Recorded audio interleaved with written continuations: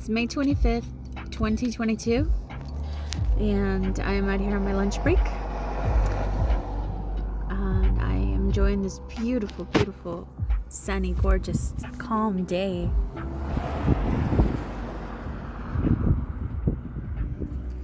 My son and I are gonna have to go for a beach walk today after work. This is gorgeous, and it's getting dark here past 9 right now, which is glorious. Little update on how I'm feeling. So my shaman asked me to write, and for some reason I love writing, but right now with everything that's been mixed and jumbled up in my brain, I'm more so enjoying videos. So I've been making all these videos of the whole process that I'm going through, and I am uncertain because I'm feeling very passive about the whole situation, but I'm also contemplating on everything that I've experienced. I wrote down as much as I could remember from the last 9 months that affected me negatively, and the next day I had about 4 panic attacks and my eyes were violently twitching, my eyelids. So it clearly has affected me, and since I've been kind of picking at those situations and just kind of, I'm not trying to overthink it, but I am looking at them a little closer now that I'm outside of that situation, and I'm going, wow, I can't believe I was in that. I can't believe I allowed myself to be in that. But I mean, the reality of things is sometimes we stay, or we allow people, in this case he was staying here, we allow people to stay because, and this is, I can only speak for myself, I'm an empath and I care deeply about people, and sometimes people take advantage of that kindness that you have, that just feeling of wanting to nurture somebody that might be hurt and hurting, or thinking that you can offer them something that they're lacking. And so for me, it was just, and then in the process falling in love with that person to an extent. At least with this person, with Montana, it was to an extent, because I never felt like I could fall in love with him. I loved him, but I couldn't fall in love with him. There was never an opportunity for that. So I think that's also helped the situation. That I was attached to him emotionally, but I knew, even when he was here this last time, and you could call it me manifesting it, sure, whatever, but I'm also realistic. I was realistic about the situation, and I knew that there was a great possibility of it not lasting. And so, like, that video that I wrote, that I recorded just a few minutes, I don't know, like a minute long or 30 seconds of me in his arms while he was playing video games, and called it moments of bliss. That was me knowing that I, at my age, having that moment, that experience, being in that now moment was such a gift. Because how many people middle-aged, how many people this age can be in the arms of a lover and just feel complete bliss for that split second? And I knew that it wasn't going to last. I knew that the next day, you know, there might be a trigger of mine, or, you know, he might take off or something. But we had that moment, and I felt so grateful and blessed to have that moment at my age, thinking in that moment that I never thought I would feel like that again. Because I did feel like that once upon a time with a lover. And I was watching this young couple yesterday, and I guess now I understand why when I used to walk around with a boyfriend who just had like puppy dog eyes for me, and don't take that for granted if you can, because that's really special, and I didn't realize it at the time because I had so much of it. But I remember seeing other people look at me and look at us with like this smile and like, oh, young love. Even when I was with my twin flame, people would look at us like, oh, young love, you know. And so I looked at that couple, and the guy just glued to her, and she's just, you know, just chill, like she's used to his attention. but he was like glued to her, and they were such a cute couple. And I thought, I've been there. I know that feeling. So to be my age and have that feeling happen to me that on that specific day, I feel so grateful that I had the presence of mind to record it, because now I can look back and see it and go, wow.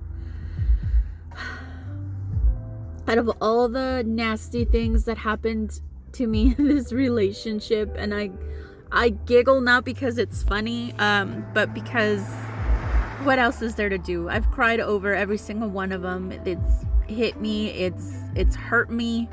I think maybe I might be a little bit numb right now. I might be a little bit in shock.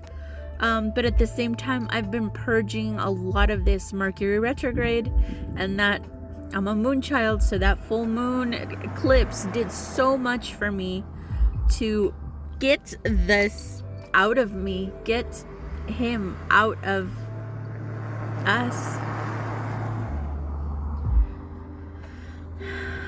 That took courage, because I didn't want to do that. It hurt. It hurt to do that. It hurt to see him pack. It hurt to see him leave. But I had to do it. I had to do it. There was just no way around it.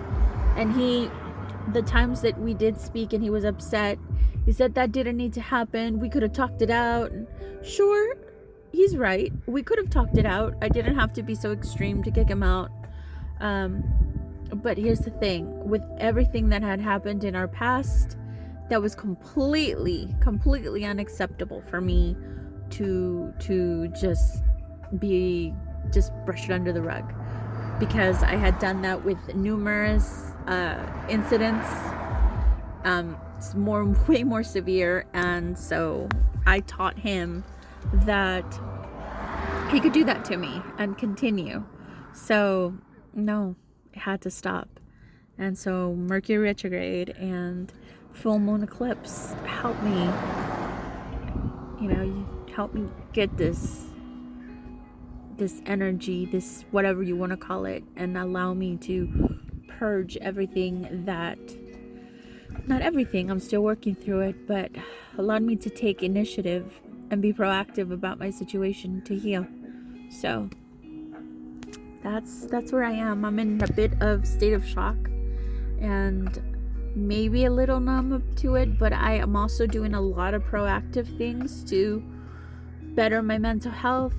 I'm taking a lot of notes. I'm researching again diligently on panic attacks. Not panic attacks. I know about panic attacks, but I did take some tips that have worked wonders for my panic attacks.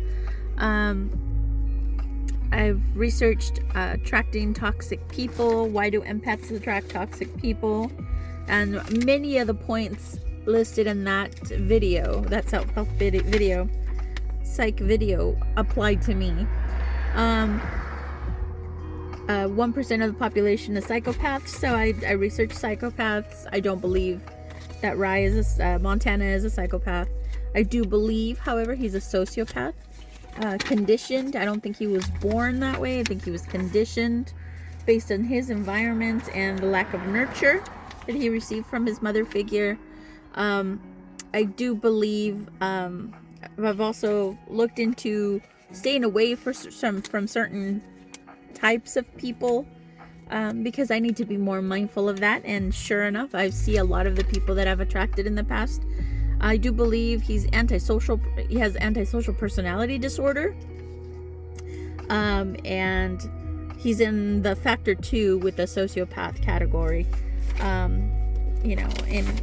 With impulsivity and irresponsible, and but he does have the deceitful, callous, unemotional, manipulative moments. I think he fakes it till he makes it. He fakes a lot of his emotions because he doesn't feel them, and I saw that a lot in moments where just I'm like, that doesn't seem genuine, that sounds fake, or that looks fake. But I think that's what sociopaths have to do sometimes to fit in. Also, sociopaths tend to be more erratic, whereas like a psychopath tends to be more stable.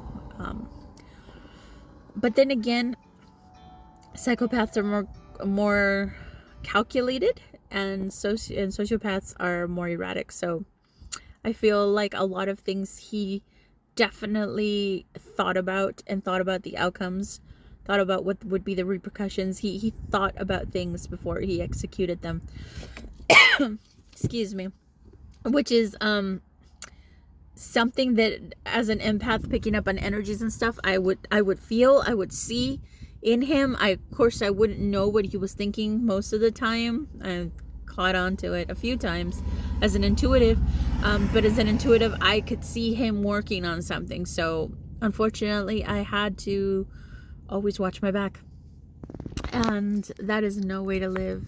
And sure, like he said, we could have talked about it, we could have like talked it out and moved on with our lives. Sure, you're just sexually obsessing over another woman. Maybe I could tolerate that. Had that been his first infraction, that would have been a huge red flag. Like, what is going on here? What drove that?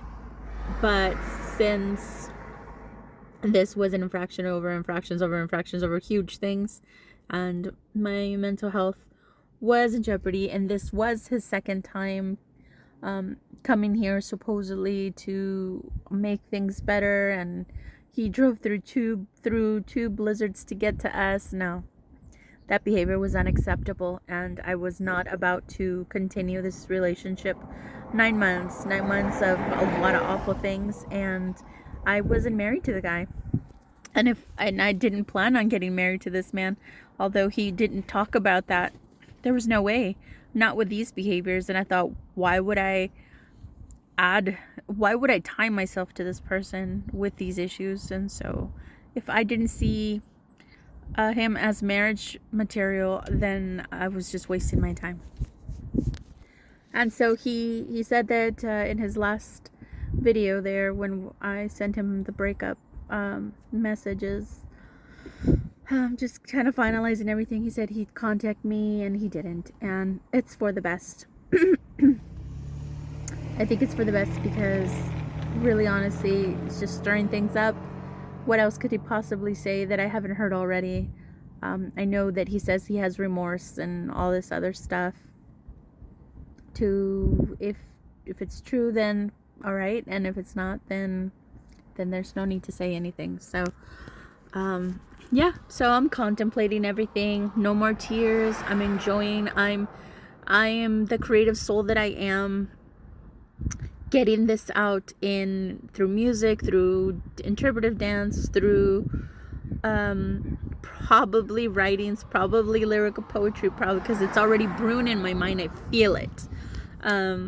So if I have an opportunity, when I have an opportunity, I'm gonna do that. My new motto that's been happening since he left is change my behaviors, change my life. And I can't stop thinking like that. It's in my brain. Change my behaviors, change my life. And sure enough, I've been changing some behaviors, and I'm changing my life. I am. I'm looking, I'm feeling better. My energy is, my vibration, my frequency is growing, and so I'm feeling good. I got invited to a wedding, got the invitation today for Montana, and I so I might just go anyway. I'm gonna go, but I might just go by myself anyway. Who cares? But yeah, gotta get back to work. These are my updates, and this is my life, and I am thankful for everything that I've experienced. That's wonderful and not so wonderful and tragic, because that's all helping me grow and develop as a human being, as a soul on this planet. And that was my mission, to come here and experience all these things. And I experienced a lot of things, but yeah, I'm doing well. I'm doing really good. I'm continuing physically and emotionally and mentally and spiritually. I'm pushing forward every day. It's a constant learning, constant. Maybe I should relax and just take a fun day and do that maybe this weekend. So I gotta go, head back. But that is my update, and thank you to supportive people who've sent me messages, to say how strong I am, to give you those beautiful compliments. I really appreciate you guys. Thank you so much for being so amazing to me, and you have my love and my support. You really do. I mean that from the bottom of my soul. I am very grateful and I'm thankful, and a little intimidated that people are following these videos, but hey, if they are helping you, if anything resonates with you, for you, more power to us, you know. All right, loves, this is my update. Peace.